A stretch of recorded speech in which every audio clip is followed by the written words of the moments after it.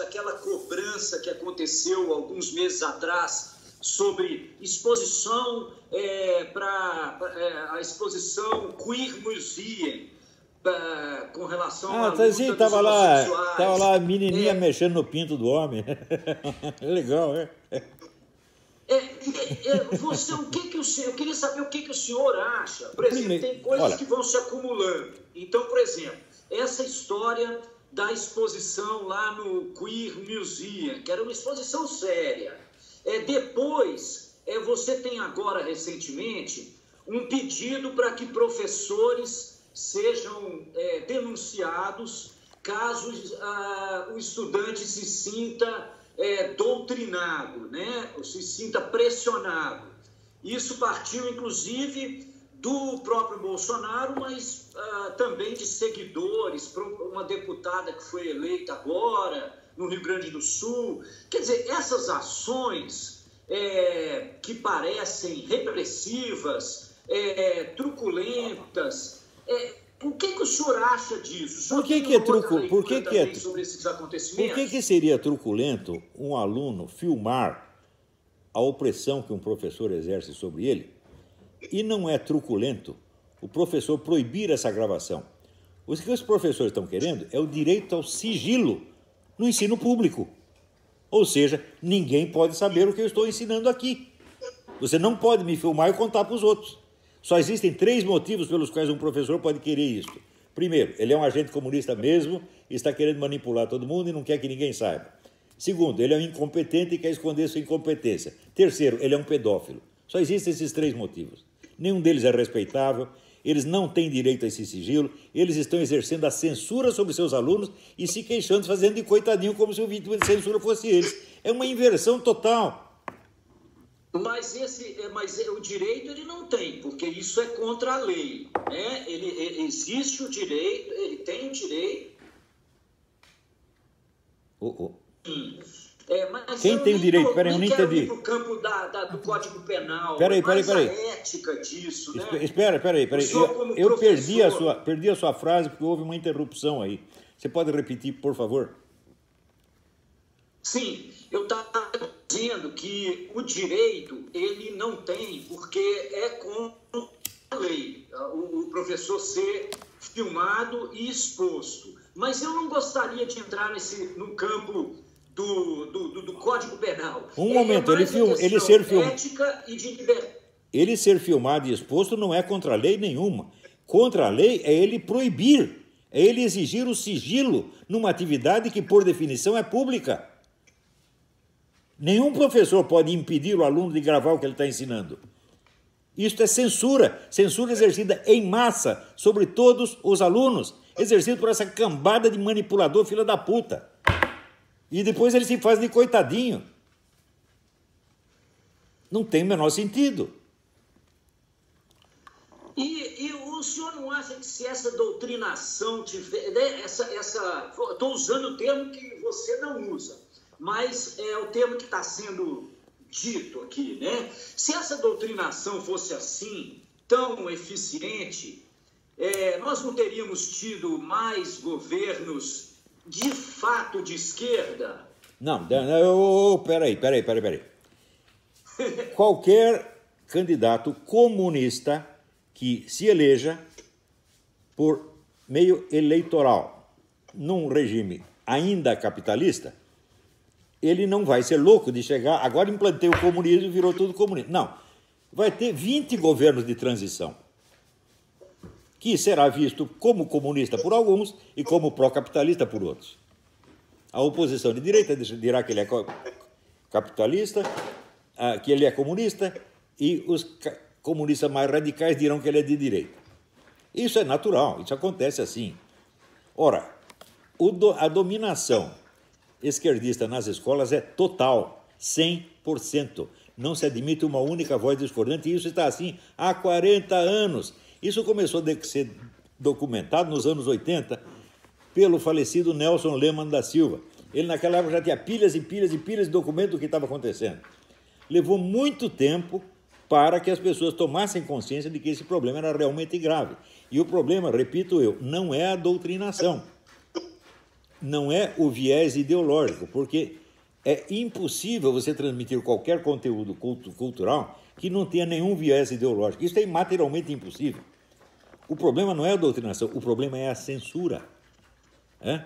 O professor que faça lá a doutrinação que ele quiser, mas que ele deixe a doutrinação oposta se manifestar, e é isso que eles não deixam.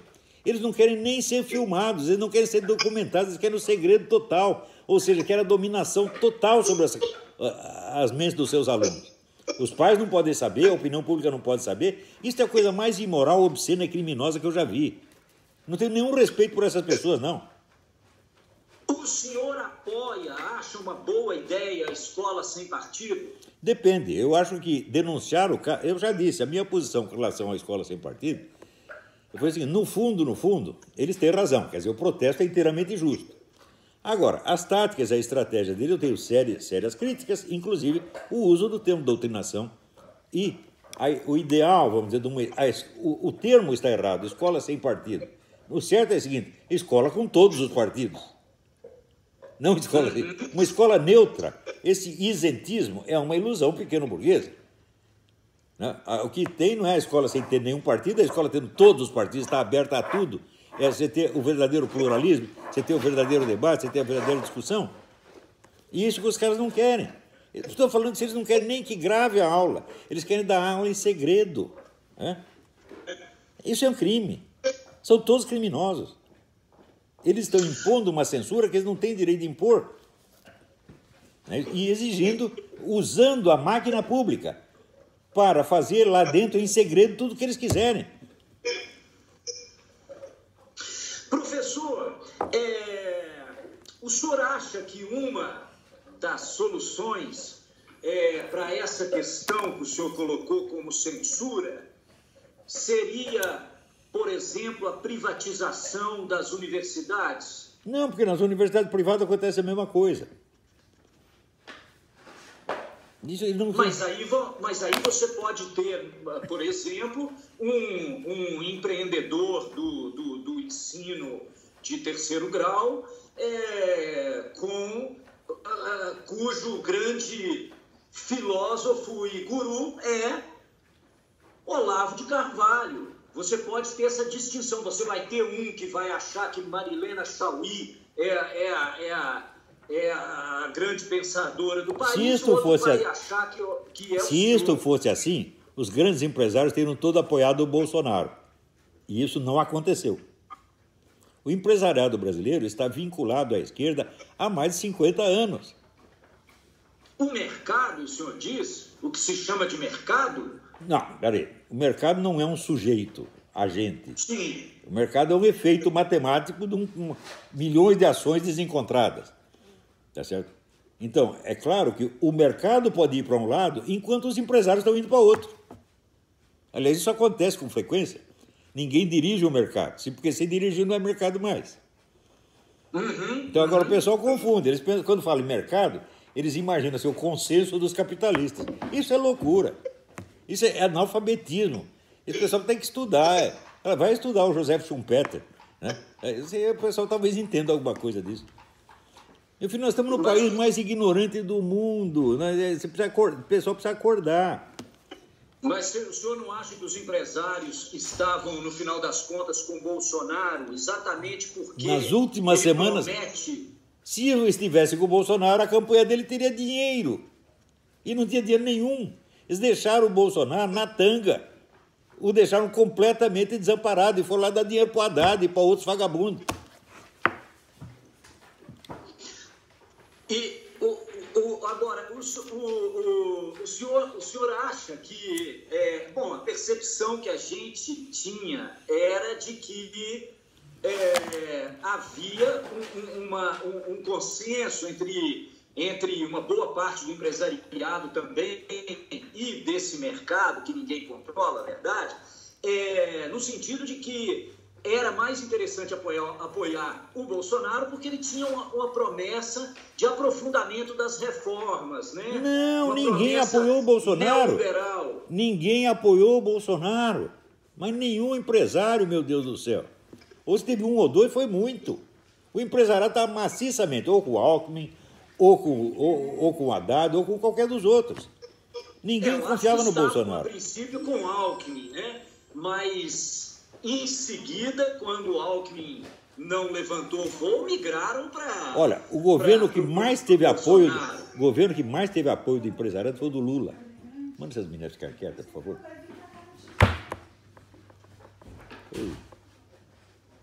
Oi, pode continuar. Sim. Você estava dizendo, né, que teve o maior apoio dos empresários foi o governo Lula, né? E olha, por que é assim? Vamos. Aí tem que fazer uma retaguarda histórica muito mais séria do que as discussões do dia a dia permitem. Você verá, quando foi na década de 60, houve uma profunda mudança no discurso, na ideologia e na estratégia da esquerda.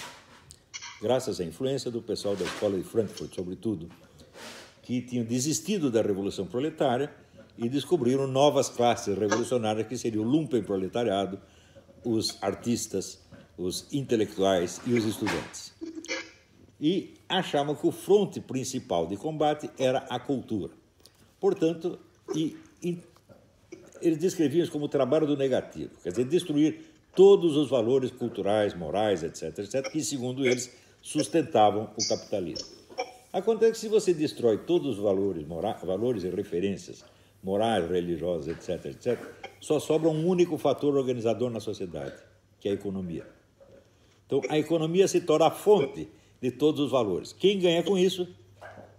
Os banqueiros e grandes empresários. Eles se tornam os donos de tudo e nós temos aquilo que Marx chamava o capitalismo cru, que é o que nós temos hoje. E é por isso que esse pessoal do grande capital apoiou os esquerdistas, porque os esquerdistas todos aderiram ao feminismo, gaysismo, abortismo, ou seja, destruição de todos os valores. Ótimo, destrói todos os valores, então você não tem meios de resistir ao poder econômico. Então a esquerda trabalhou para esses caras, a esquerda trabalha para banqueiro, meu Deus do céu. Mas são burros demais para perceber o que estão fazendo. Sabe? Olha, se o PT tivesse consultado a mim, eu teria dado para eles umas certas dicas, teria salvado o partido. Mas são orgulhosos e burros, porra. Acham que sabem. Que dicas o senhor teria dado, Olavo? Em primeiro lugar, teria dado esta. Vocês têm que acordar para o fato de que a destruição de todos os valores não fomenta a sua revolução, mas fomenta o grande capital. Em segundo lugar, o PT, no começo, tinha lido muito Raimundo Fauro, os livros Donos do Poder, e chegou à conclusão de que o problema no Brasil era o estamento burocrático, quer dizer, os donos do Estado. Então, mas ao mesmo tempo eles estavam lendo Antônio Gramsci, que recomendava a ocupação de espaços. Resultado, eles queriam destruir o estamento burocrático, mas eles, com a ocupação de espaços, eles mesmos se transformaram no estamento burocrático.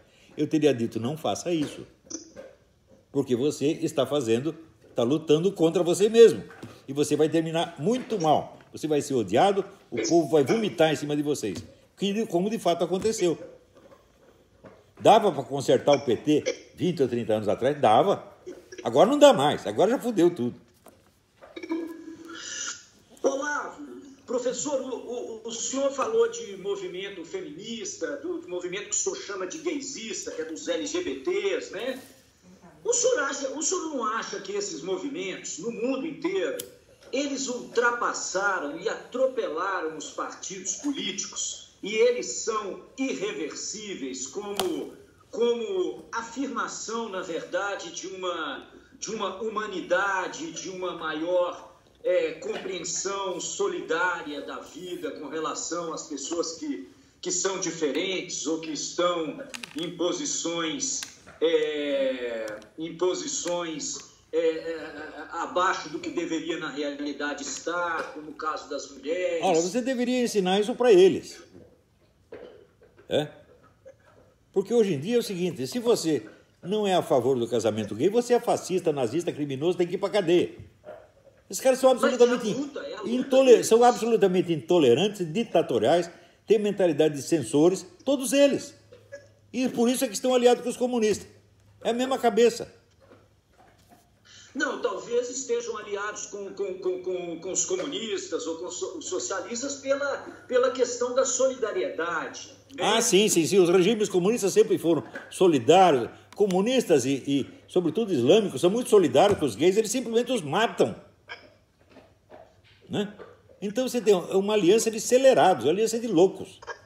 Porque você está apoiando aqui o cara que no outro país está te matando. Essa gente não é séria, porra.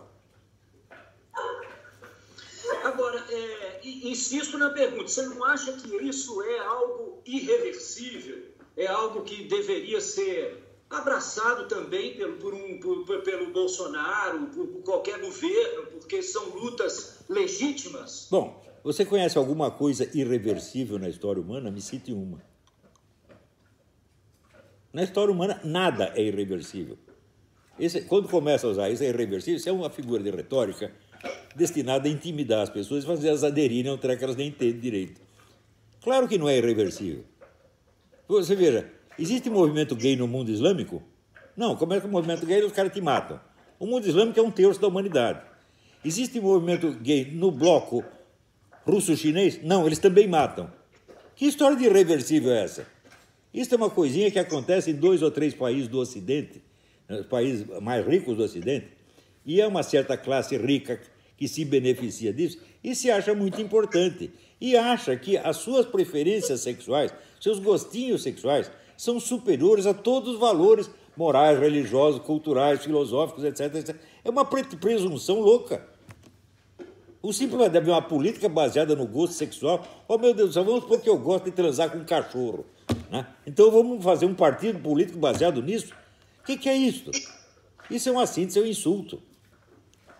O senhor acha que o governo Bolsonaro deveria confrontar esse tipo de movimento de forma corajosa, ainda que nade contra a corrente? O senhor acha que deveria se contrapor a movimentos? É claro que não, é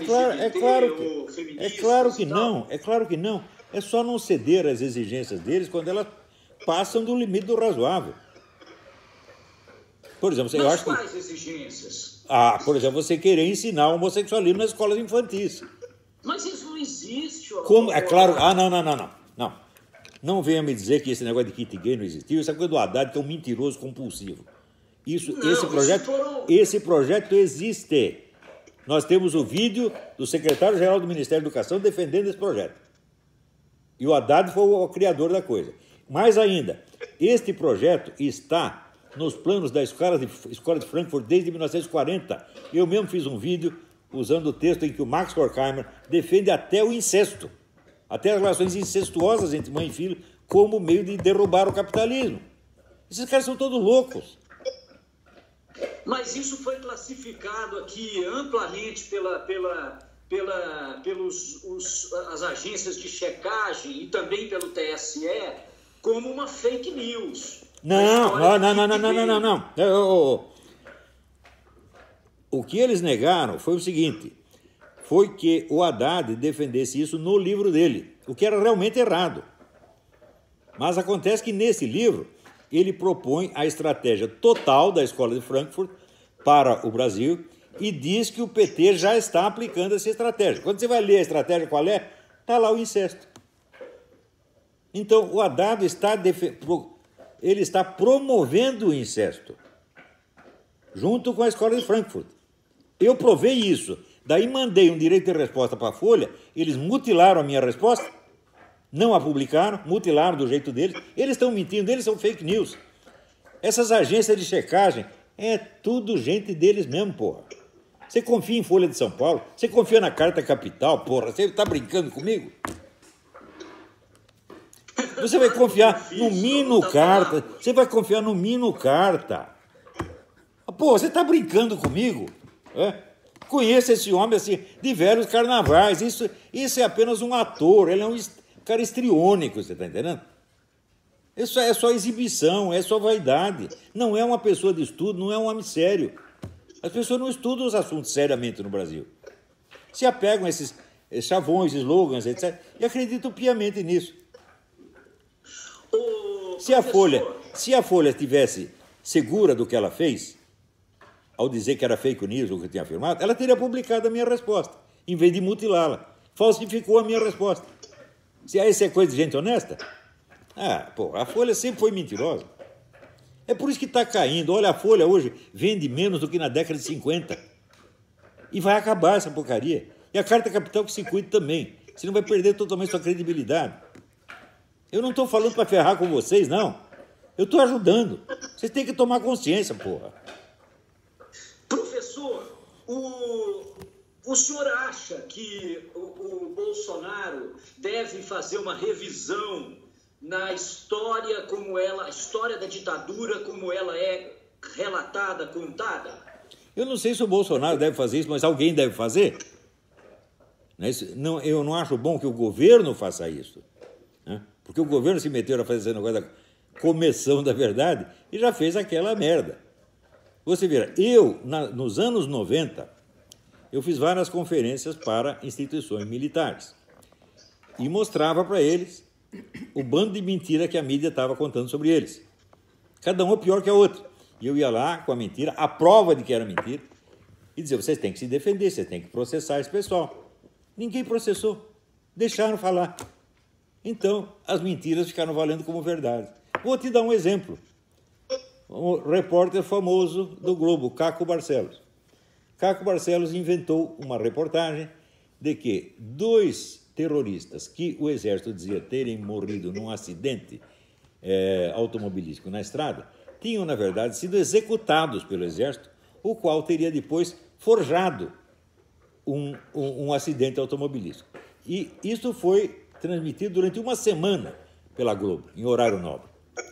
E depois o Caco Barcelos ganhou 2 prêmios jornalísticos por essa reportagem. Só que é o seguinte, eu fui averiguar a coisa. Então, item 1. A única testemunha que eles apresentavam era um soldado, e esse soldado tinha desertado do Exército 6 meses antes dos acontecimentos. Portanto, ele não presenciou nada, ele não estava lá. Segundo lugar, a data que eles davam do falecimento dos 2 supostamente assassinados era falsa, porque no livro de memórias do Jacob Gorender, ele contava que os 2 tinham participado de um assalto a banco junto com ele 3 meses depois. Terceiro, nas fotos que se mostravam ali do acidente, você via, assim, num carro Volkswagen, bateu na rabeira de um caminhão, e segundo o Caco Barcelos, os 2 foram postos mortos dentro do carro. Só que você via a marca do pneu freando no chão.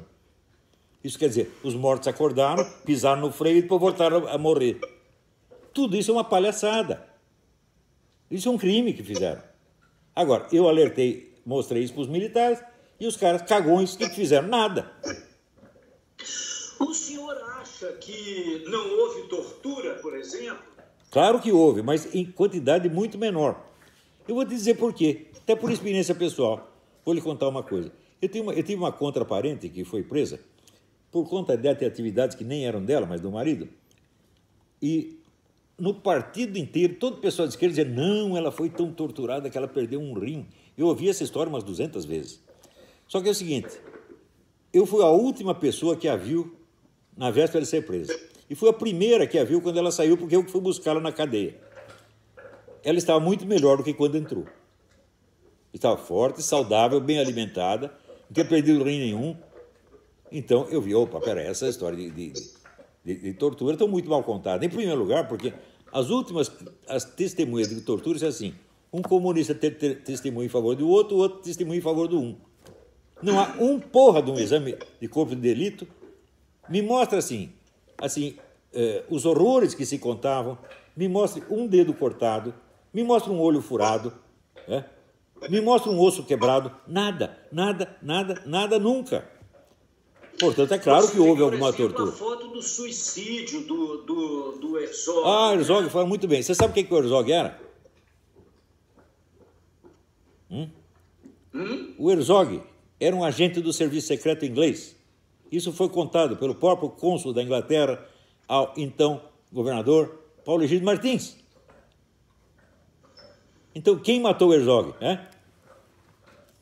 Eu sei quem matou. Não foi milico, não. E o que o senhor acha quando o senhor vê, por exemplo, o Bolsonaro homenageando o brilhante Ustra no impeachment da Dilma? O que eu vi ele fazer foi... sentiu? O que eu vi ele fazer foi negar que o brilhante Ustra fosse culpado do crime de tortura. Então, ele está defendendo o cara de uma acusação. Ele não... Agora, desde quando você negar que um sujeito é culpado de um crime é fazer apologia desse crime? Eu não vi o Bolsonaro fazer apologia de tortura nenhuma. Eu vi ele defender a memória de um amigo dele. Se o Brilhante Ustra foi torturador ou não, se a acusação era verdadeira ou falsa, como diz o Bolsonaro, eu não sei. Eu não estudei o assunto suficientemente, mas eu sei o seguinte: todo mundo tem direito de ser defendido de uma acusação, inclusive depois de morto. Então, isso não é apologia da tortura de maneira alguma. Mas esse pessoal de mídia faz cada jogo de palavra que é absolutamente psicótico. O senhor acha que é justificável o uso da tortura para obter informação em determinadas circunstâncias? Olha, meu filho, eu vou contar uma coisa para você. Eu tenho 50 anos de estudos filosóficos e essa pergunta deve ser a pergunta que eu mais odeio. Eu odeio o estudo do dever ser. Eu me interesso pelo ser, pelo que acontece. Eu não estou aqui para prescrever regra de moral para ninguém, você está entendendo?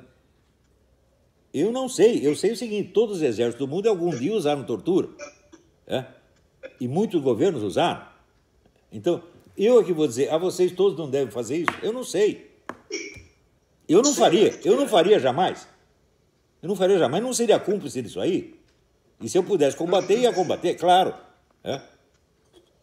Professor, para terminar, hoje eu vi, curiosamente, eu tinha pedido a ajuda do Felipe e do pessoal da editora para contatá-lo, mas hoje, depois disso, eu vi hoje a notícia de que existe uma conversa, talvez o senhor possa vir a ser o embaixador do Brasil nos Estados Unidos. Fui eu que inventei isso.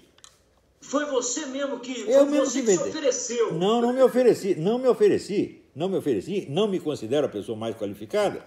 Apenas, como estavam me oferecendo vários cargos, eu disse, o único cargo que eu aceitaria se me oferecesse seria esse. Por quê? Porque nos outros eu não ia poder fazer nada. Eu ia chegar no Ministério da Educação, os funcionários iam me fazer de idiota. No Ministério da Cultura, a mesma coisa. Mas... O senhor foi cotado para ambos? Sim, o Bolsonaro, antes mesmo da eleição, já dizia, o Olavo vai ser meu ministro da Educação, ministro da Cultura. Falou isso várias vezes. Ele falou, o Eduardo Bolsonaro... o Eduardo Bolsonaro falou, todos eles falaram. E eu falei, não, eu não vou aceitar, porque eu não tenho... Primeiro que eu não tenho competência para isso. Eu nunca entrei no Ministério da Educação, não sei onde fica, porra.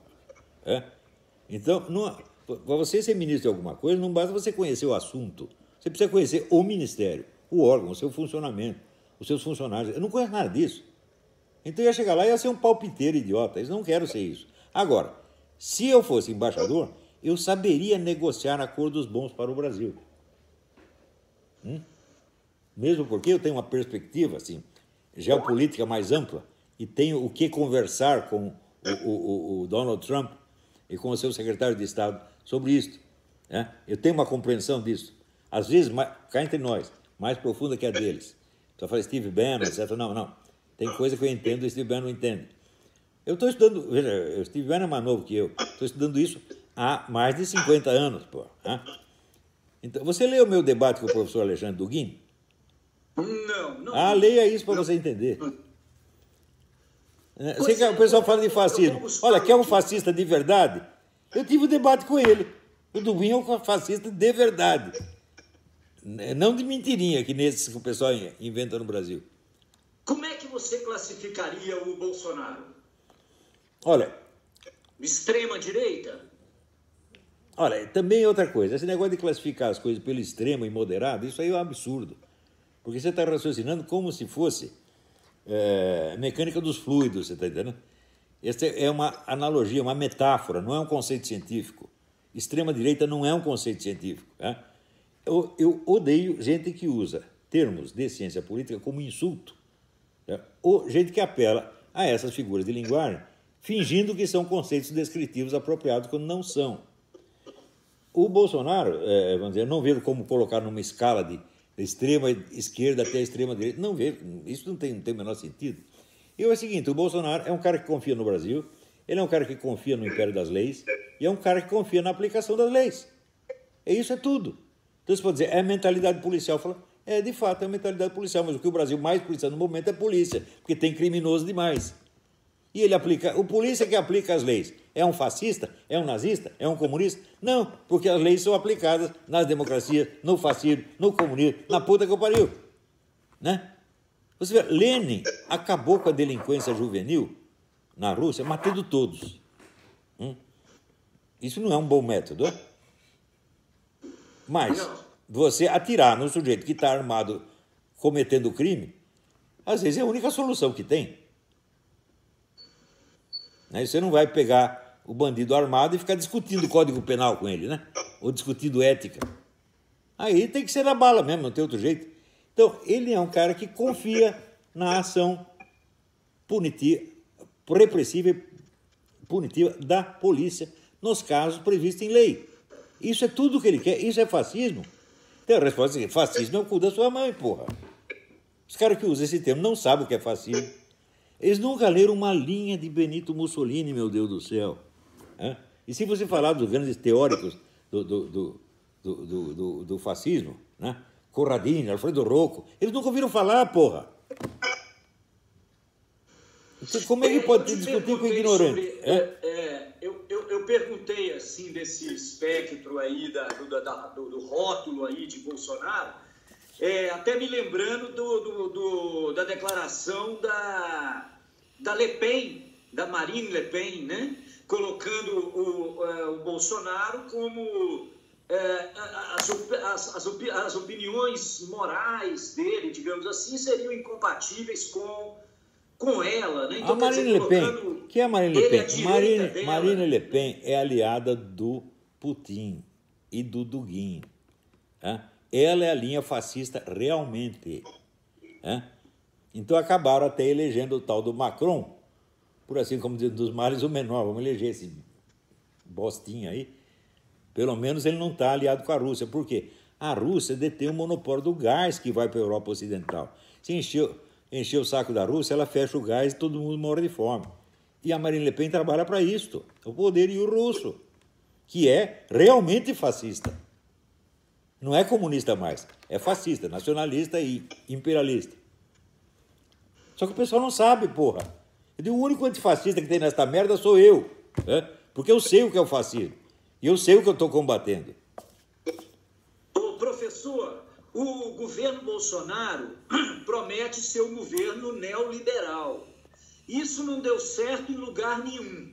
O senhor acha que isso pode dar certo no Brasil? Olha, eu escrevi um artigo muito tempo atrás, na revista Época, chamado Longe de Berlim, Fora do Mundo. Então, era assim, comentava a revolta esquerdista contra o neoliberalismo. O neoliberalismo era representado pelo G8, né? Então, estava lá o G8 reunido, traçando os planos neoliberais. Todos os 8 eram esquerdistas. Inclusive o nosso aqui, o Fernando Henrique. Então, esse negócio de neoliberalismo é uma bolha de sabão que inventaram, tá certo? Para uma ala da esquerda combater a outra, com a qual, no fundo, ela está aliada, e as duas subirem junto ao poder. Que é exatamente o que aconteceu no Brasil. Neoliberalismo não é um conceito descritivo apropriado, é um rótulo de propaganda. Agora, o que não deu certo no mundo, nunca, foi o regime estatizante. A não ser, onde dá certo? O regime estatizante dá certo nas circunstâncias em que ele deu certo na Itália fascista e na Alemanha nazista, que são circunstâncias de guerra. Eles estão preparando uma guerra, então eles militarizam a sociedade inteira e daí o governo, junto com meia dúzia de grandes empresas, manda em tudo. Isso dá certo, mas termina numa tragédia, você sabe perfeitamente disso. Então, fora disso, o que dá certo? É o bom e velho liberalismo, não neoliberalismo. Bom e velho liberalismo. É a economia, vamos dizer, onde você deixa a sociedade ela mesma inventar suas soluções na máxima medida possível, reduzindo o papel do Estado em papel base de segurança, proteção do território, etc., etc., e de vez em quando uma ajuda quando a iniciativa privada não consegue resolver um problema. Nós sabemos que no Brasil existe capitalismo graças ao governo. Você sabe como é que foi isso, né? O senhor acha que isso tem alguma chance de prosperar num país que 3 gerações atrás, abandonou os escravos à própria sorte depois da abolição da escravatura? Um país o país abandonou os escravos à sua própria sorte, assim, não havia indústria, não havia emprego. Olha, a libertação dos escravos foi no fim do século XIX. Qual foi o primeiro surto industrial no Brasil? 30 e tantos anos depois. Então é por isso que tinha muitos escravos que não queriam ir embora da fazenda. Falaram, eu saio daqui e vou para onde? Vou para o buraco. Né? E vão morar em favela. Sabe que favela queria dizer barraco de papelão. Ou seja, os caras saíram da fazenda para morrer de fome. Então, mas a consequência disso hoje... Não foi culpa de ninguém, você está entendendo? Não resolveu esse problema. Não foi culpa de ninguém. O Estado fraco é solução para isso, Olavo? O que você quer dizer com o Estado fraco?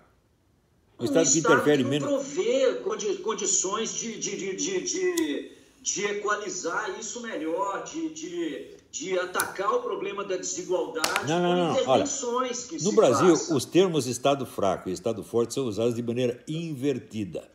Porque eles chamam de Estado forte o Estado que carrega todos os deveres nas suas costas. Isso é claro que enfraquece o Estado. O Estado tem que usar o poder e a criatividade da sociedade.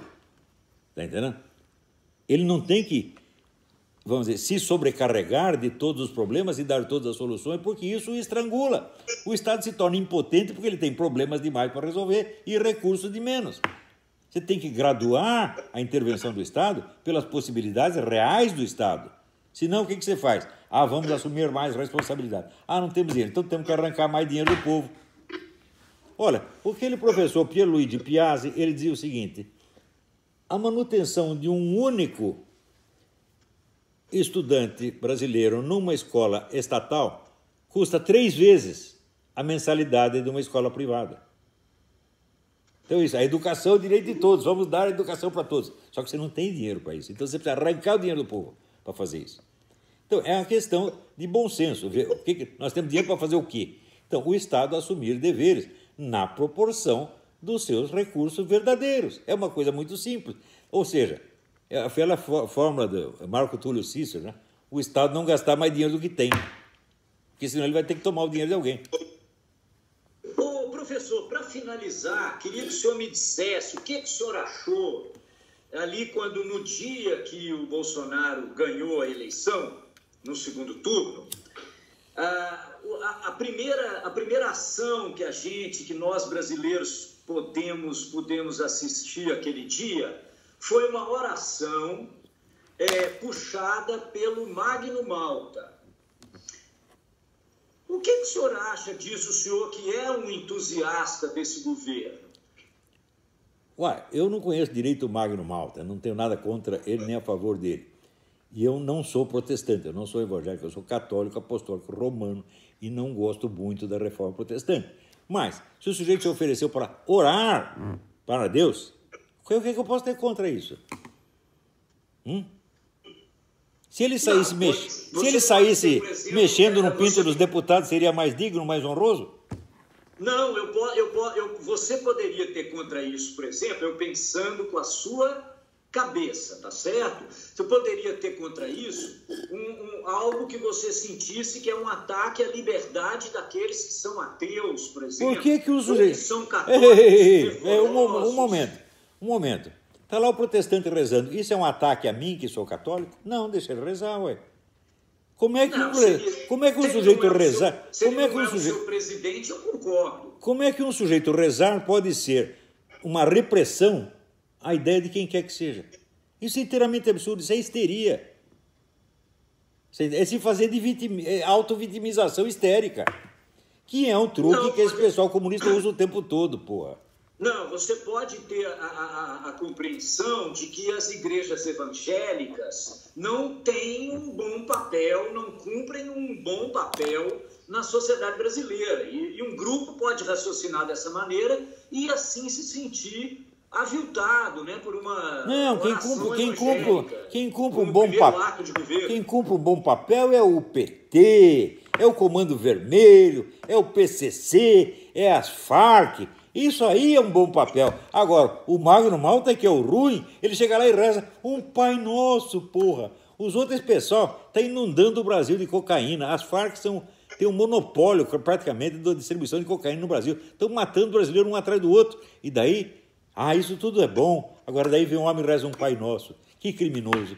Pô, para um pouco para pensar, pô. Eu sei que esse meio jornalístico, as pessoas tanto repetem as mesmas coisas que elas começam a parecer naturais. Eu já vivi nesse meio, eu sei, é um negócio auto-hipnótico que não para.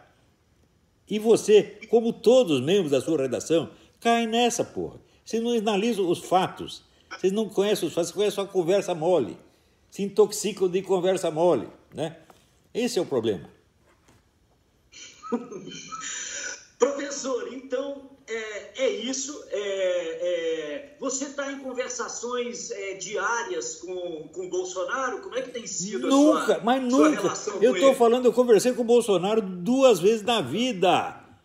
Né? E com o filho dele, Eduardo, mais 2. Né?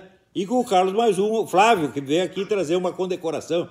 Isso foi tudo. O resto é o seguinte, eles leem os meus livros, tiram lá as conclusões que querem. Eu acho que entendem bem, porque eu não me esqueço de ser um autor mal compreendido por quem me lê. Tem gente que não entende nada porque não leu nada. Leu lá 2 posts do Facebook e sai falando do pensamento do Olavo de Carvalho. Tirando esses que são charlatães, em geral o pessoal me entende bem. Então, o Bolsonaro está seguindo as minhas lições do jeito que ele as entende. Eu nunca parei para conferir como é que ele estava entendendo. Tá entendendo? Olha aqui, eu não estou dirigindo bosta nenhuma, tá certo? Eu não faço planos para nenhum partido político, para nenhum governo. Eu faço análise de situações reais. Eu não sou o homem do dever ser, eu sou o homem do ser. Você está entendendo? Pode ler tudo que eu escrevi. A parte prescritiva ou normativa é ínfima ou inexistente. E outra coisa, eu também não tenho linhas gerais planos gerais para o mundo, para um Brasil melhor. Não tenho nada disso. Eu me limito a analisar situações específicas que eu conheça. Olha, o que eu estou fazendo é o seguinte, eu estou praticando a vida intelectual como ela deve ser. Eu tenho consciência dos deveres da vida intelectual que ninguém mais tem.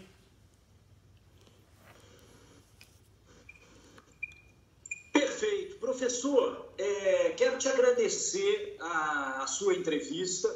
Eu gravei para que a gente seja fiel às suas palavras, às suas ideias, como você manifestou, né, através do Felipe, né, essa preocupação. Seremos fidedignos aqui às suas palavras, pode ficar tranquilo. E te agradeço muito a oportunidade dessa conversa. Eu que agradeço. Vocês da Carta Capital estão melhorando, estão querendo me ouvir. Deveria ter ouvido muito antes. Teriam se poupado muitas vergonhas que vocês passaram, né? Mas agora decidiram ouvir. Eu não tenho nada contra vocês, eu só estou aqui para ajudar, cara. Você não está entendendo ainda? Ajudar quem? Ajudar quem me peça.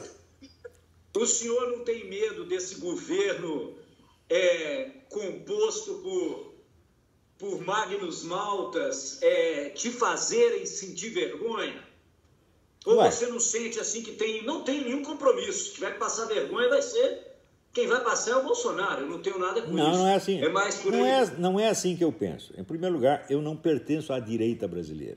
Eu não só não sou ideólogo dela, como nem pertenço a ela. Não tenho nada a ver com nenhuma organização de direita. Eu apenas quis que uma direita existisse porque eu fiquei com o saco cheio de viver num país que só tinha esquerda. Então eu falei, bom, vamos forçar para que ela exista. Ela existiu e ela cresceu para caralho e acabou tomando o governo. Ótimo. Democracia exige isso, né?